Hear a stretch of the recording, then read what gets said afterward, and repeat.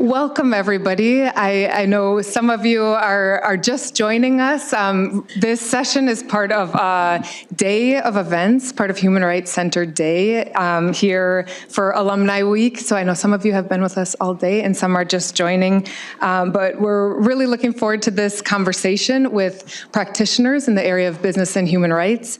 This is a warm-up conversation, a preliminary discussion to our keynote with Professor Ramasastry at 4 o'clock. I am Amanda Lyons. I'm the Executive Director of the Human Rights Center, and I'm really glad to be moderating this panel today. We kind of in public spaces, we use interchangeably sometimes business and human rights or corporate accountability, even corporate social responsibility. For people working in this field, those signal really different spaces and approaches. But the idea of this panel is really to hear from three experts that are working at the intersection of international human rights and business. So without kind of flagging a certain section of the field. And it's really exciting to hear the perspectives from these three. The focus is going to be on some of the new trends in this area. And as many of you know, the 4 o'clock session, we're going to be hearing about Professor Weisbrot's role in launching what is now known as the business and human rights field. So this is a chance, a CLE panel, to get a sense of what the field looks like and in what ways lawyers and advocates are operating. It's a massive range of activity that falls under the umbrella of business and human rights. So this is just a taste, but really great to hear from three people connected to our community in different ways about the work that they're doing. So I just wanted to make a few preliminary comments, and then we'll move right into the panel. We will, despite the size of the room, have a space for questions and answers. So as you're listening to the panelists, I hope you'll think about reactions or questions that you'd like to pose, and we'll pass around a microphone for that. Most people in the room will know that I love to talk about Minnesota's role in the development of the business and human rights field, and I know Professor Ramasastry is going to be mentioning the draft norms that Professor Weisbrot really championed. Before I came to the university, I worked at an NGO that was involved in what was known then as the Treaty Alliance, and launching and pushing for a new binding treaty on business and human rights. And in every space, kind of mobilizing activists in that space, one of the first slides was always Professor Weisbrot's draft norms. And I always felt it as this Minnesota badge of honor to see the impact that those norms continued to have in activism, in thinking about the different ways that human rights can engage in questions of corporate accountability. So I love that connection. I always try to mention a really important contribution that came from Barb Fry. Barb wrote a really important article in 1997 in the Minnesota Journal of Global Trade that was called "The Legal and Ethical Responsibilities of Transnational Corporations in the Protections of International Human Rights." So in 1997, that was absolutely a pioneering article, and it's still referenced really frequently today in the literature. The law school and the Human Rights Center continues to have business and human rights as a priority in our work in a lot of different ways. Professor Jenny Green, who's the director of our Human Rights Clinic, is really a renowned activist and scholar in the area of business and human rights. The students with her are able to work on corporate accountability cases in federal courts, especially. From the Human Rights Center, including with Elena and Veronica, who's up there, we've participated in different litigation efforts around accountability in the extractive industry sector. Really at the prompting of Charlie Rounds, who will join us later, the center launched a multi-year project looking at LGBTQ rights and global business and the different ways that the human rights language and framework was used in the kind of corporate social responsibility global champions for LGBT equality space. And And then finally, the Human Rights Center, this semester we're launching a pilot undergraduate course on business and human rights with undergraduate students coming from the business school and social sciences and the hard sciences. And it's really been an experiment, but really exciting. And there's been a huge demand from students to think about and study and think about careers at the intersection of human rights and business.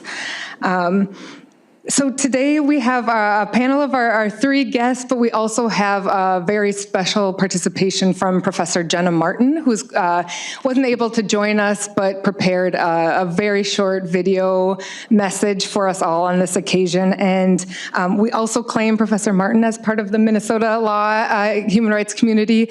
In addition to being a really known leading voice in the area of business and human rights, Professor Martin was a co-editor on the latest edition of Professor Weisbrod's human rights textbook, which was a really important project for David over many years. And so the connection to Minnesota is really strong. So I will turn it to Abby so that we can listen to that short remarks before going to the panel. Hello, everyone. My name is Jenna Martin, and I'm a professor at West Virginia University's College of Law. And I am so grateful that you guys are putting together this tribute. I really wish I could have been there, but alas, that was not to be. So thank you for letting me say a few words about David before you launch into your next panel. David Weisbrod is a legend in my field. He literally coined the term business and human rights, which is the field that I am in.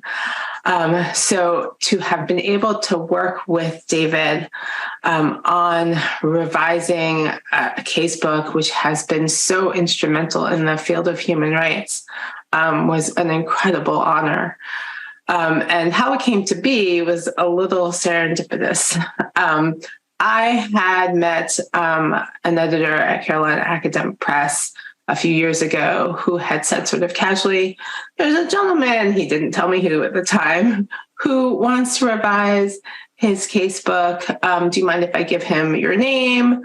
And I was like, I don't know. I don't know if I want to get into casebook editing. He's like, well, no commitment. And then a few months passed. I hadn't heard anything.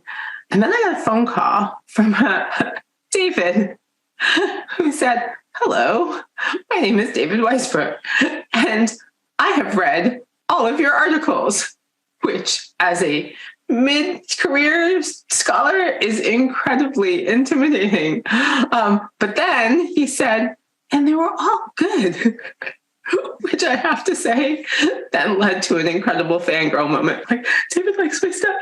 David likes my stuff. Oh my gosh. He was kind in his remarks on my writing and launched and asked me to collaborate with him on the casebook, in part because of what he had read. So that led to what I will call a labor of love over the next, I want to say 18 months, maybe, where we made some major changes to the casebook, all with his blessing. I had ideas. I tend to have ideas about the structure and about how we format it. He gave me the use of Patrick Finnegan, who hopefully, if he's there, hi, Patrick, who was instrumental in helping both of us just make these changes and communicating what David wanted. And then David would just provide key insights at just the right moment, which I know made the casebook better. It was supposed to have been done sometime in, I want to say, early January 2020. And then the pandemic happened and copyright issues happened. So there was a pretty significant delay. But I was really heartened to hear that the casebook, the physical copy of the casebook, came out, and David got to hold it in his hands before he passed. And as I understand it, it was just a few days before he passed.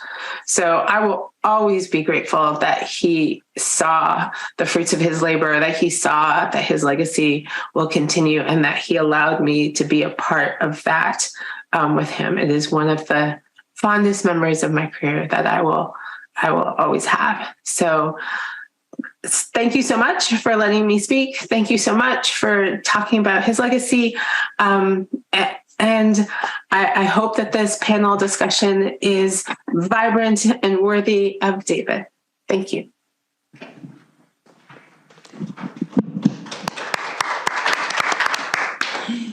No pressure, right?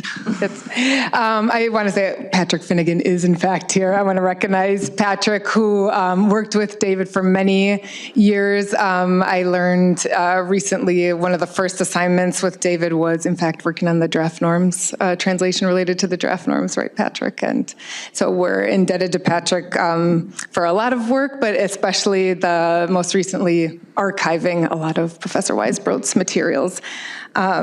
So that is really special to have the participation of Jenna and connect her to the conversation.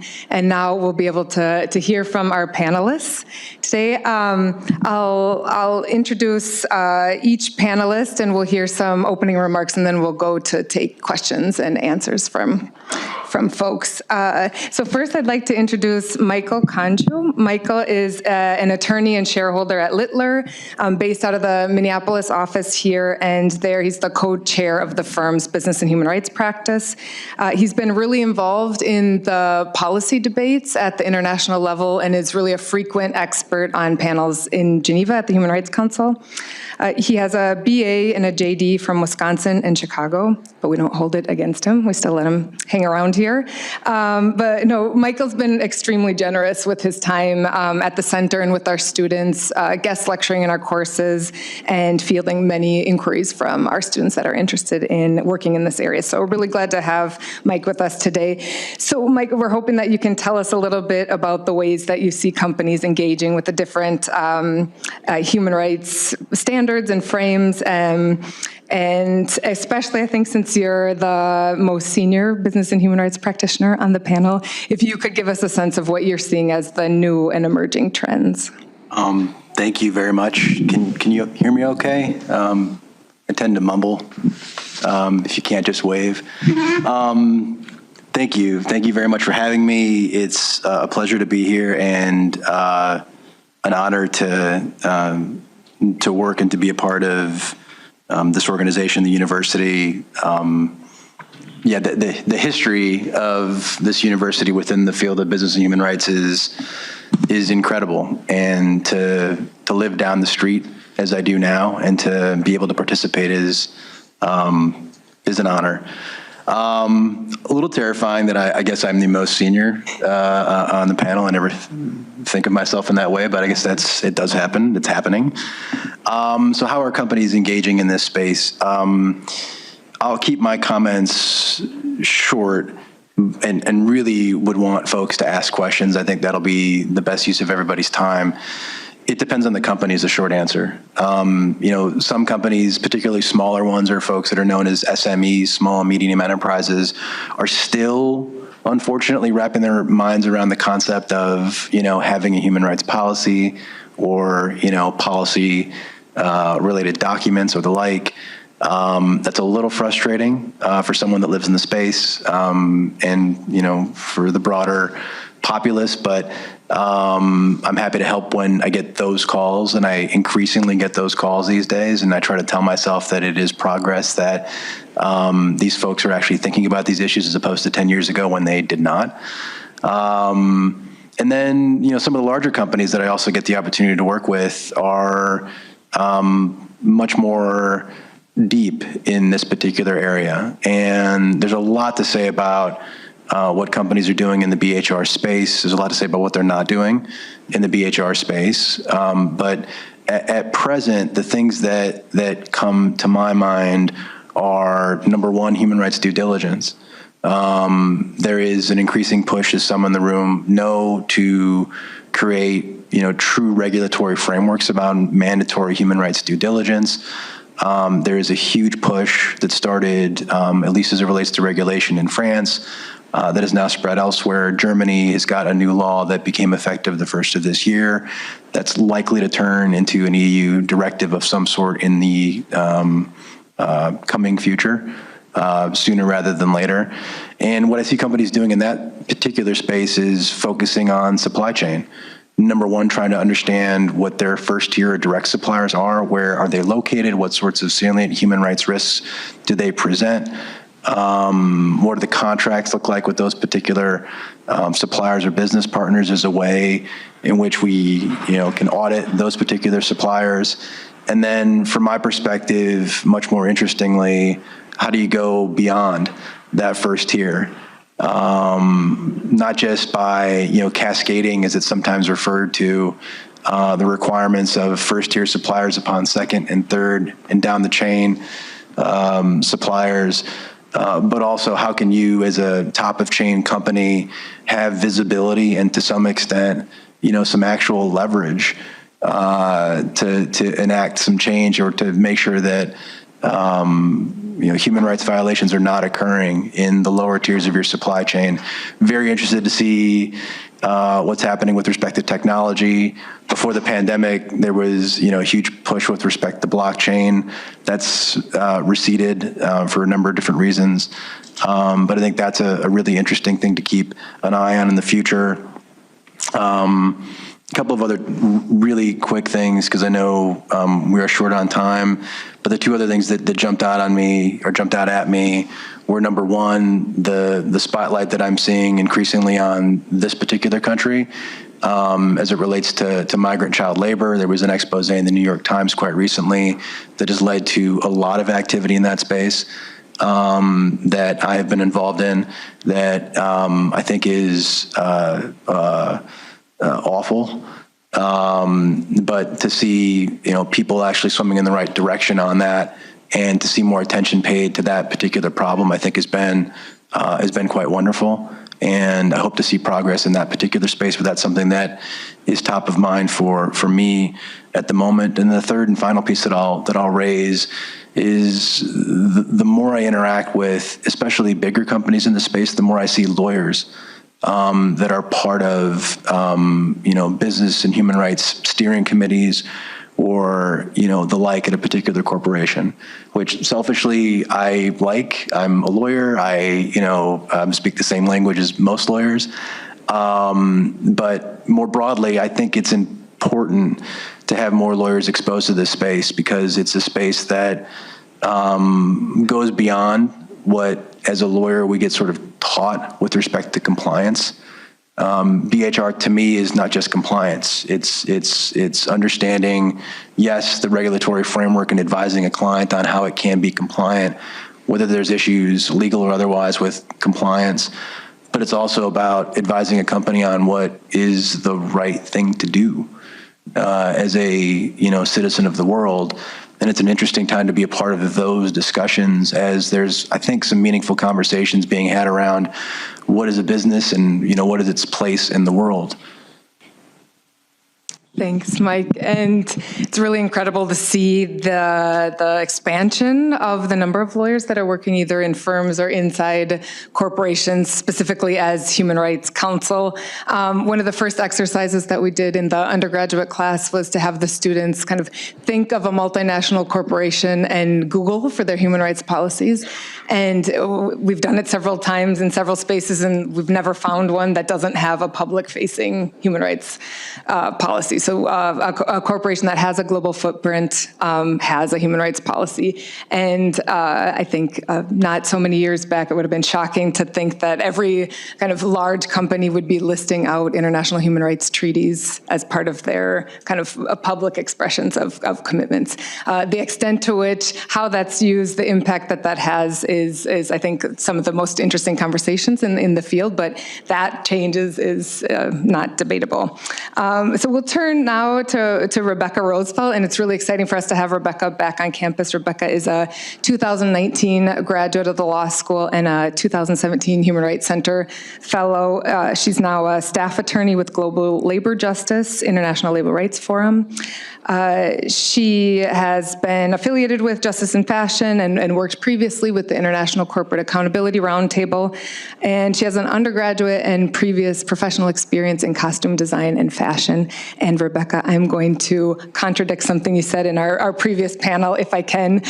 You had said that you weren't exactly sure what you wanted to do in law school, but I distinctly remember you in my office in one of the first weeks of law school saying, hello, my name is Rebecca, and I came to law school because I want to do global labor rights. And a really clear commitment that you didn't know how you were going to get there, but a deep commitment based on what you had seen in fashion and thinking for quite a long time about clothing supply chains and a strong interest in that. And so I think this is true for others in the room. It's really great satisfaction to see you doing the work that I know you wanted to do, and we're really proud of you because I know it's not an easy journey. So it's really a treat to have Rebecca here today to tell us a little bit about that work, and especially the question that we posed to her is, what insights can you give us in terms of the trends you're seeing from an NGO space and social movement strategies?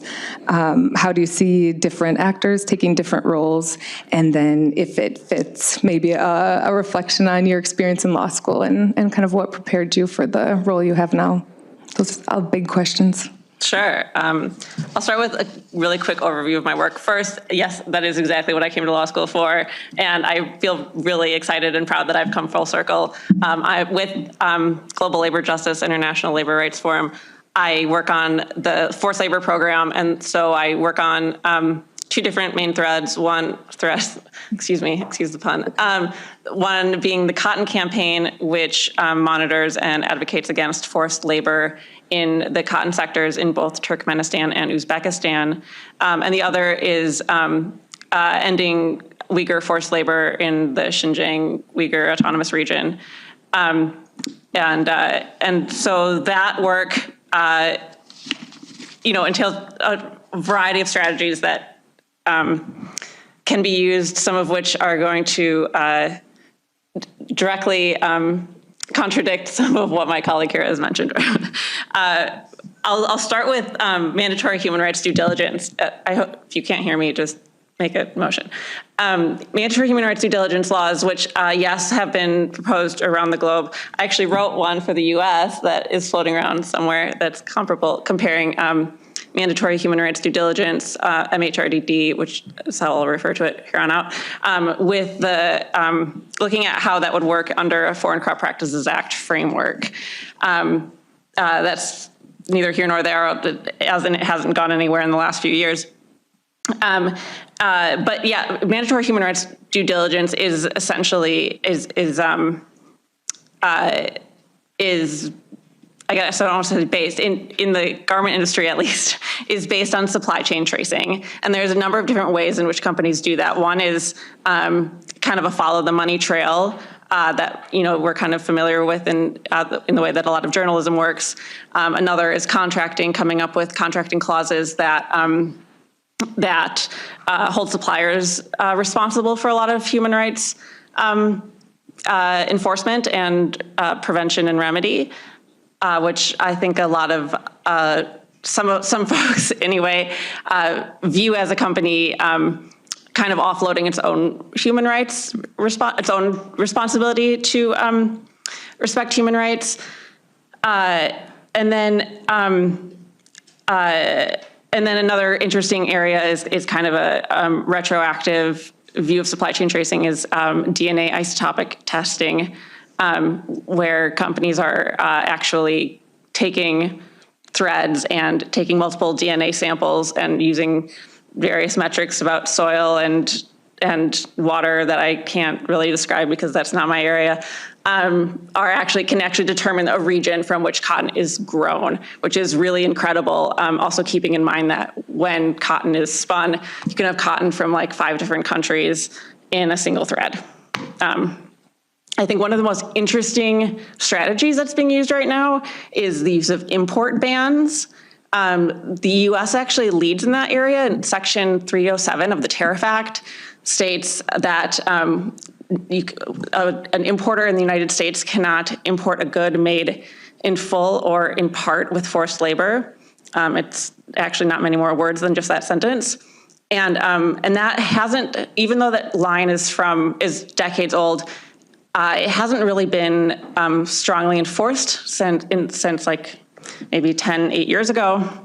And that enforcement has been bolstered by the 2019 passage of the Uyghur Forced Labor Prevention Act, which prevents the import of any good coming from Xinjiang, with a rebuttable presumption that that if it comes from Xinjiang, it is made in whole or in part with forced labor, and that includes any good that has input components such as cotton or polysilicone from the Uyghur region.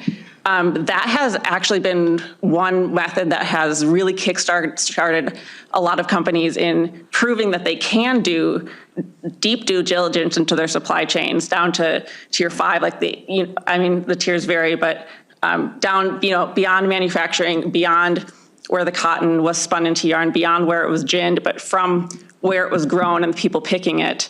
That was something that a lot of corporations have for years said is an unreasonable ask or is impossible. And while it is very difficult, especially for smaller corporations, the use of this import ban as a tool has been incredibly effective in getting corporations to actually follow through on that. There are also similar methods such as issuing withhold release orders through CBP. So one thing that my organization does is we meet with CBP and we discuss, for example, identifying goods made with Turkmen cotton. We have a withhold release order, WRO, against the import of anything made with Turkmen cotton, which and anybody can petition for WRO. So it's a pretty effective. I'm not going to say effective. It's a very accessible tool. Whether or not it's effective is a matter up for debate, and which kind of leads me to my next point is the actual enforcement of these laws. While yes, it's really important to get these laws passed, we see in France that there have been really interesting legislative developments with their duty of vigilance law. We also need robust enforcement of those laws. And so meeting with CBP every few months to really bug them about giving us their data has been a strategy that us and many of our partners have engaged with. Another interesting strategy that I have been involved with lately is monitoring labor practices by enforcing labor standards promulgated by multinational development banks. So multinational development banks, borrowers are held to a certain set of standards, including labor standards. The PS2s are the labor standards for example, the IFC, the International Finance Corporation, which is an arm of the World Bank. And they have several internal grievance mechanisms in order to instigate an investigation into a borrower for the violation of those standards or other standards. They're also environmental and livelihood and land and a whole host of other standards. And then finally, of course, there's a lot of on-the-ground work that has to happen, whether that's direct organizing, which organizers are amazing, and we owe all labor rights that we have to really, really courageous organizers, and providing resources and advice to people on the ground who need it, and not just using folks as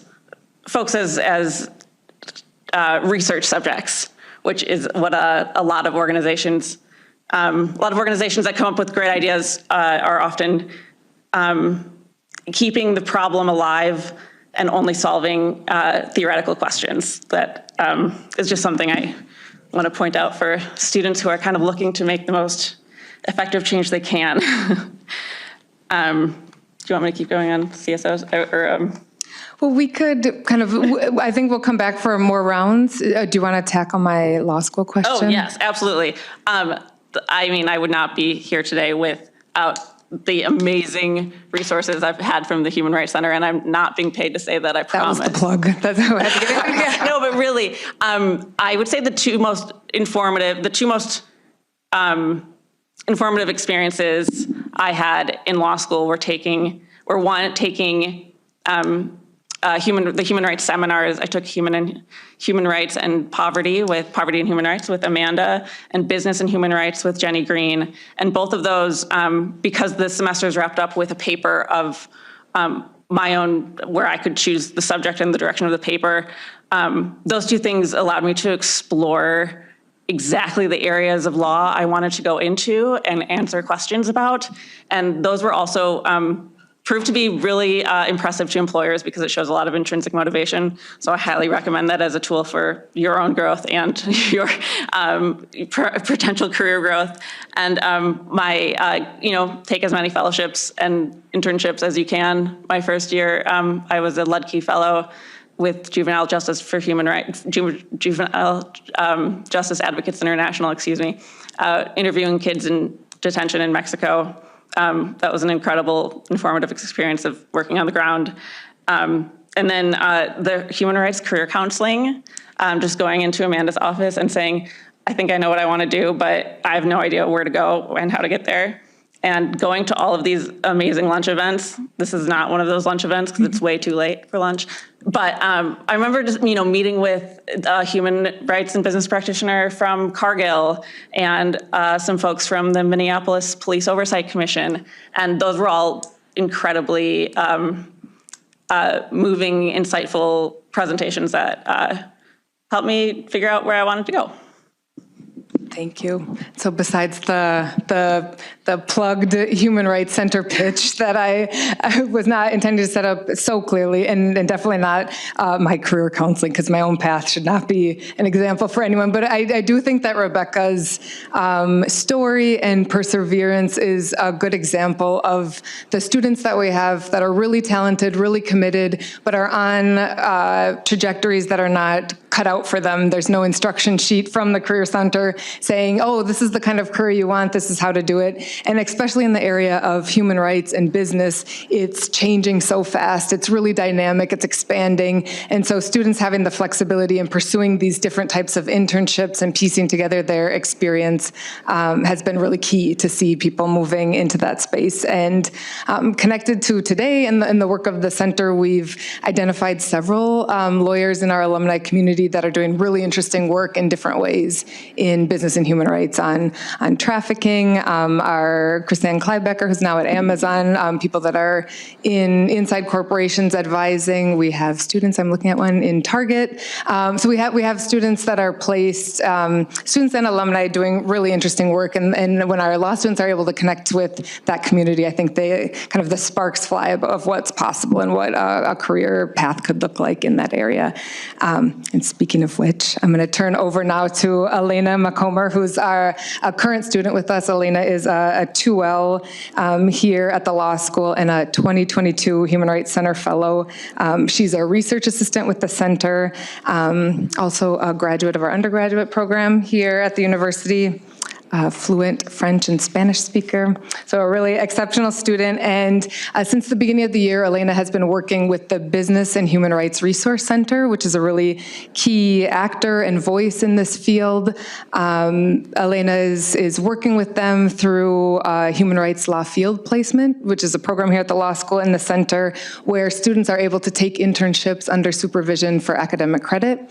And kind of surprising benefit or contribution that's left over from the pandemic is remote work. And so we now have students that during the school year are able to do really meaningful, really intense, important remote internships during the school year with organizations around the world. So we're really excited to have Elena here to share a little bit about that work.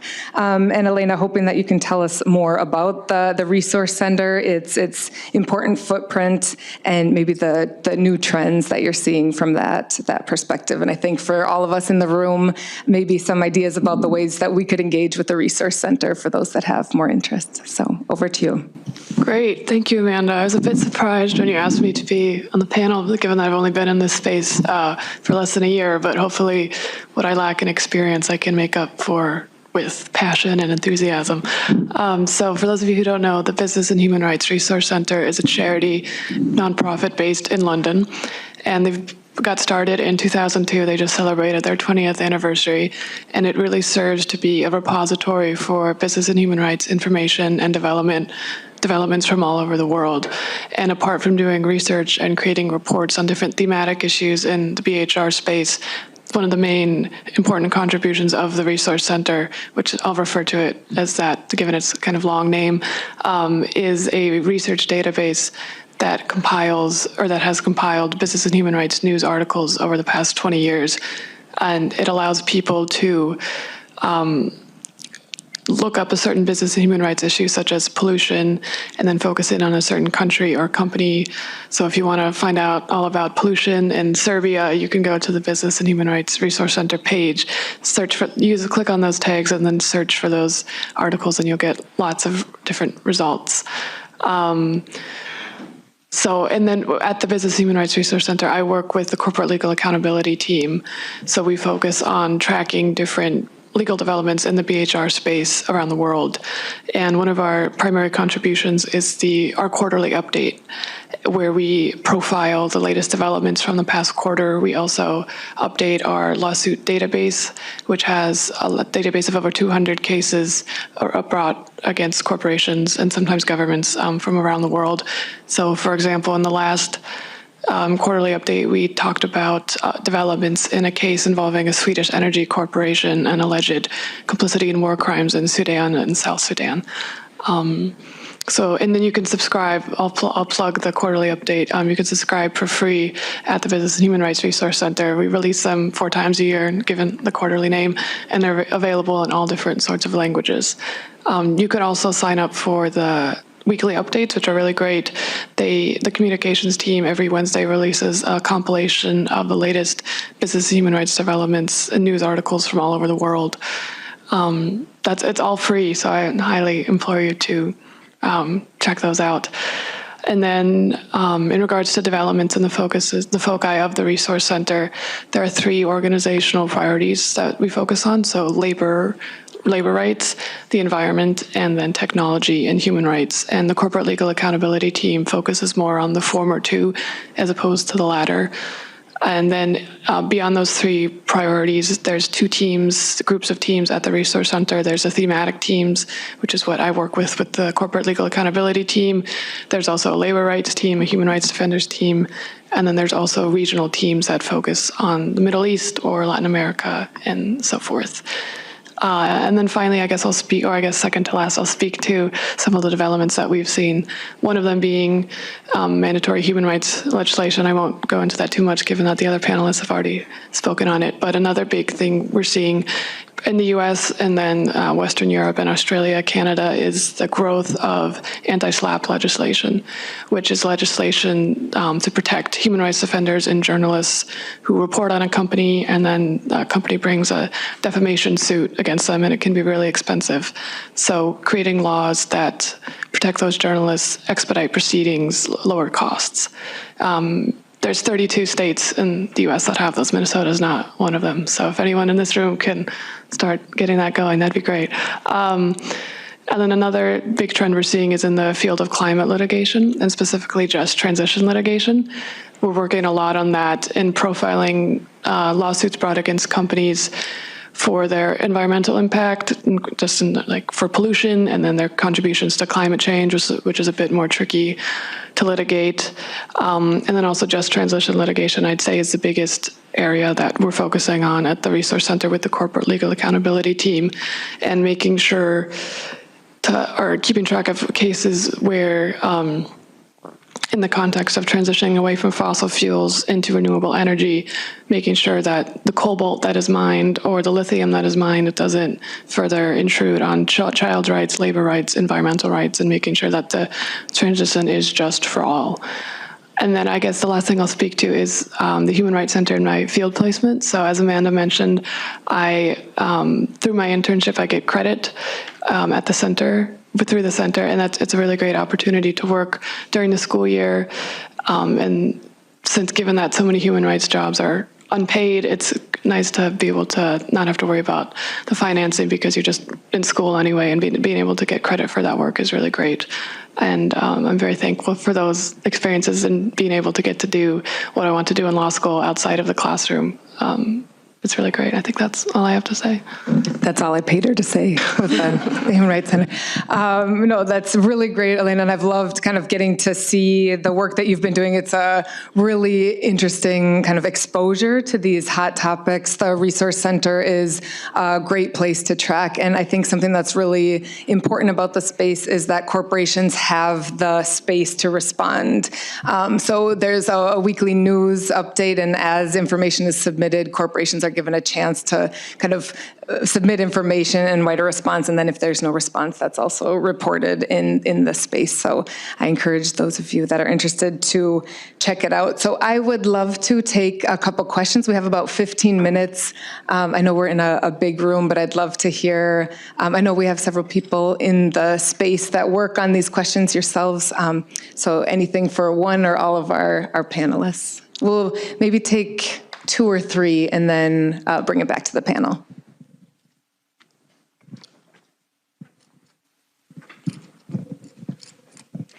You mentioned using DNA analysis to track cotton samples to their source.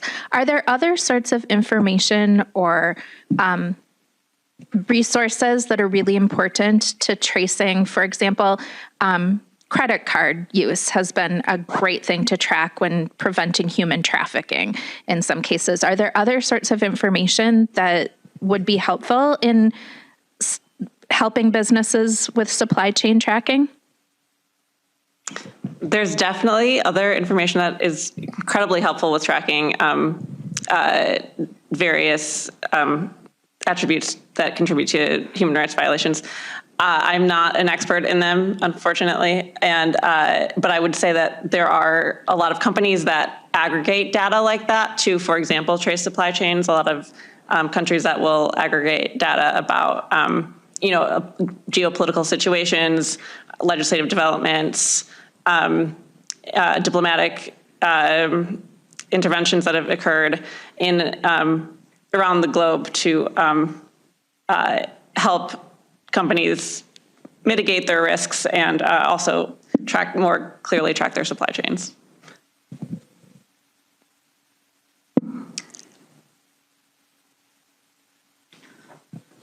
When you're advising your clients on human rights when you're advising your clients on human rights policies and standards, do you often find that the real challenge comes in assuring compliance with those? I mean, I think about the companies that I've worked for and how we enforce human rights standards, and mainly that's through our contracting and putting clauses into all of our contracts with our suppliers and manufacturers. But at the end of the day, it's really hard to know, even if they agree to it in contract form, whether or not, those standards are complied with. So how do you advise your clients on actually doing any type of due diligence on making sure those contracts are enforced? Mike, let's take a couple questions. We can gather them and then respond. Yep. Does that sound all right? Okay, great. My question's a little bit related. So I think that when you say human rights due diligence, I think a lot of times companies hear social audits, so like privatized labor inspections, and there's a robust debate happening around whether or not that is human rights due diligence. So I was just curious on your perspective on if a social audit, like a privatized social audit, is human rights due diligence. Like, does that, what's your perspective on that? I'm curious. Was there another question up front? Was there? Okay, we'll take one more and then we'll come back to the panel. I'll come to you. I have a kind of slightly broader question. David Weisbrot started an Amnesty chapter in '76, still going strong. And a couple of years later, he and I co-authored an article at the renowned campus newspaper, Minnesota Daily, lamenting that the U.S. has not ratified the Covenant on Economic, Social, and Cultural Rights. Today I see neither party beginning to discuss that important covenant. And if it were passed, would it help you in your efforts to get businesses to respect human rights? Great, thank you. A great question, linking with international human rights law and this kind of advocacy and work. So maybe I'll go to you first, Mike, if you want to take one or more of those. Yeah, I think I'd like to take all three of them. Just to start with your question. So I'm happily not a politician. Yeah, I don't know why that hasn't happened yet. I'm sure there's a really good reason why that hasn't happened yet. You ask a really good question though about like, well, okay, if that was to happen, right, and then that ended up, impacting regulation or the like here in the States, would that make my job easier in talking to clients about their respective obligations in the space? Maybe, right? But from my perspective, the stuff, as it were, that like makes it easiest for me to have a conversation with a client as a lawyer, right? Not as a consultant, but as a lawyer, is if, and this is connected to the human rights due diligence questions, is if number one, there's, an existing regulation that the company is bound to, either actually or arguably, that requires them to create some sort of a human rights or human rights adjacent protocol. And equally important, this is, Rebecca, your point about Foreign Corrupt Practices Act, and I talk about this all the time. If there was, something that could be utilized as like a mitigating measure or the like you see in the U.S. federal sentencing guidelines under the Foreign Corrupt Practices Act, where if you've got a robust, really legitimate human rights infrastructure as a company, if that's a mitigating measure when something does go wrong, that would make my job easier, almost certainly, because one of the issues I have as counsel is, I'm talking to a company about the value proposition of, talking to me and having them help, right? Or having me help them. And there is, I think, an unfortunate, but like very real, we're talking to a lawyer, so he must be talking about the law, right? And there has to be some sort of a legal angle to this, or else maybe we need to talk to somebody else like a consultant or the like. So that's the beginning of an answer to your very good set of questions. Question about social compliance audits. Is that human rights due diligence? Awesome question. Totally depends. My view is that, especially the kind of desk audit game that exists quite ubiquitously is not particularly, I think, human rights compatible, nor do I think it's effective. And it's, at this point, I think, and I'm speaking here with a broad brush, and I'm probably being too flippant, but it's been a long week. When I get involved typically in those sorts of situations, it's, on the back end where like some sort of a desk audit or the like was conducted, and they just didn't do a particularly good job. So for example, figuring out whether forced labor is happening or not happening on the ground is a nuanced exercise. And it's not one that can be done without somebody who's not a native speaker, who doesn't understand like the, cultural component of the workplace or the like, where the potential forced labor is happening. And a lot of the good work that I see companies doing in that particular space is browbeating their auditors to be better, and to make sure that they're sending the right people to the right places to make sure that stuff is actually being, understood and reported back in a transparent way. But that's an ongoing problem, and it's a huge one, because so long as you can say, right, that you're doing X, Y, and Z as it relates to the audit protocol that you've outlined, right, you can, keep the promise that you've made in a public pronouncement. And that's a segue to the question about, I've lost my train of thought now. Well, I'll stop there. I might come back to it. Actually, can you just restate your question very quickly? Apologies. Due diligence and like contract clauses and stuff. Is it enough just to put a clause in there? Just hope for the best when Thank you. Internally at the companies that I've worked for, there hasn't been like a unless required, you need to do some audit work and then book their list. Yeah, thank you for that. So very common conversation for me to have, especially with a company that I don't know particularly well, is, we're going to have this policy, is that good enough? And the answer is unequivocally no, right? And, if that's all the folks I'm talking to want to do, it's typically a very short conversation.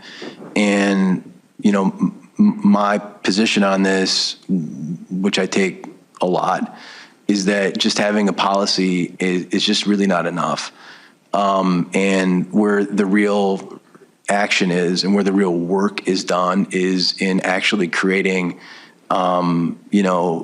some sort of a human rights infrastructure at the company that you can actually manage.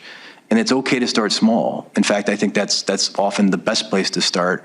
I think it's also often the best place to start if you have an existing audit protocol already in place. And typically what I see is like company will have something in like the anti-bribery space, and it's building off of that, but obviously including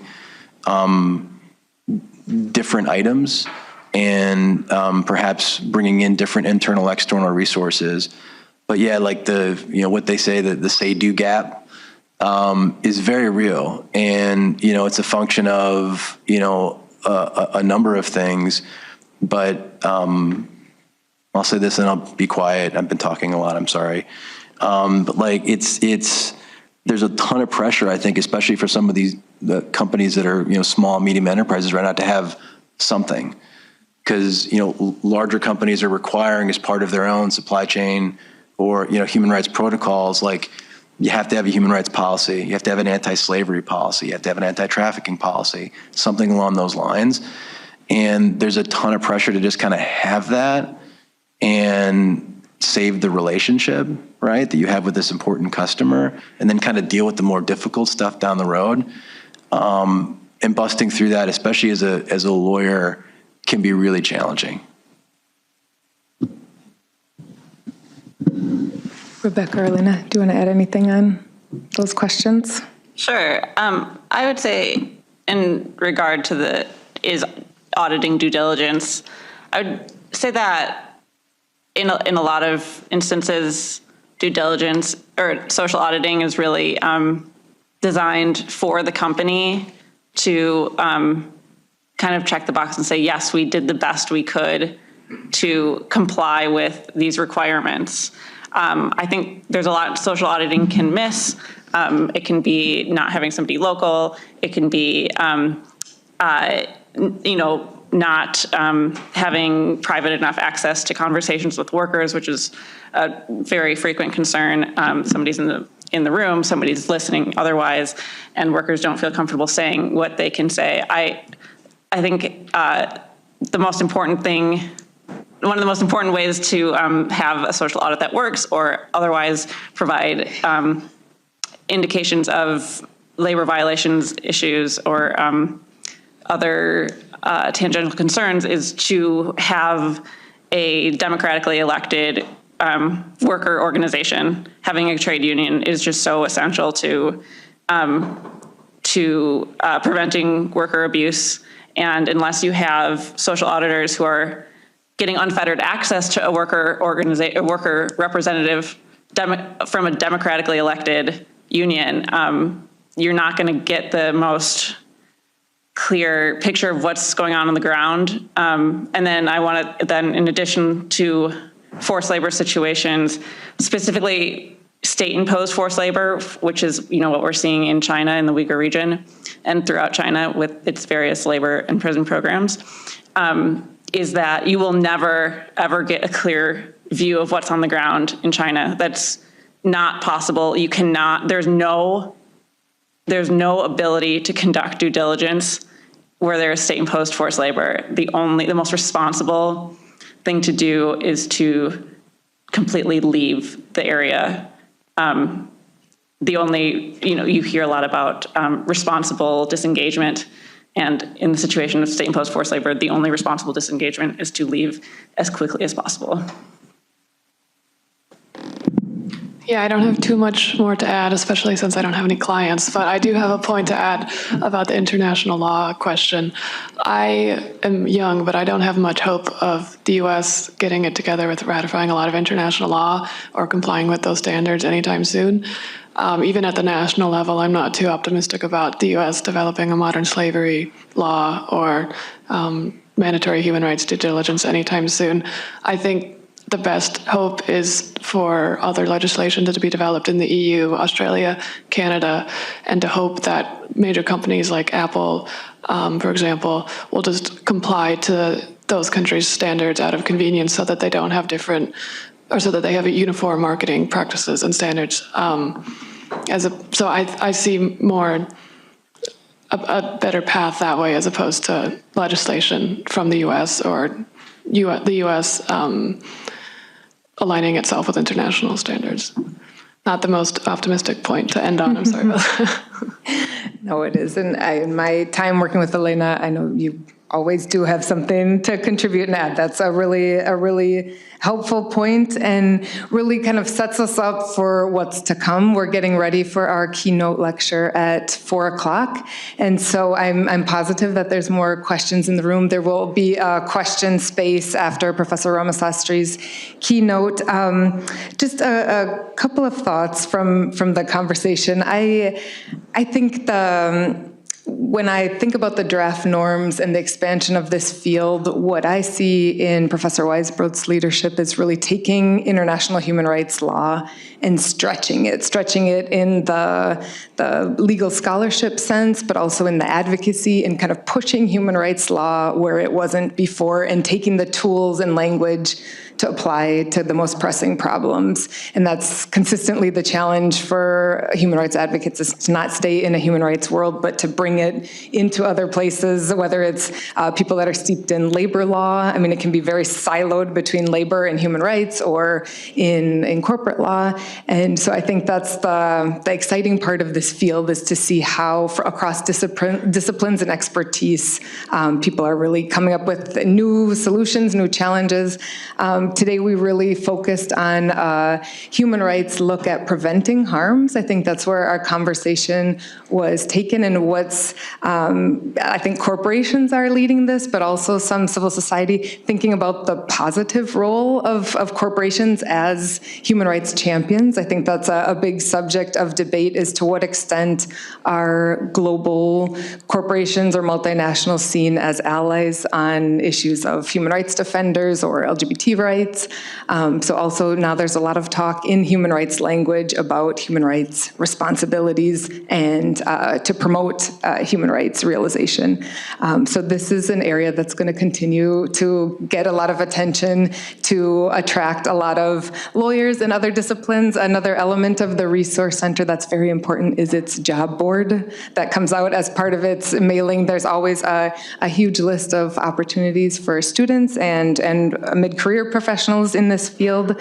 So it's really an exciting space to be in, and I'll end with an invitation to you all to join us at 4:00 to hear the special presentation and remarks from Professor Ramasastry, and continue to think about Minnesota's role in this space and kind of where it's moving. So I thank everybody for joining us, and a special thank you to our panelists for making the time to come and share your expertise and insights with us. So thank you very much.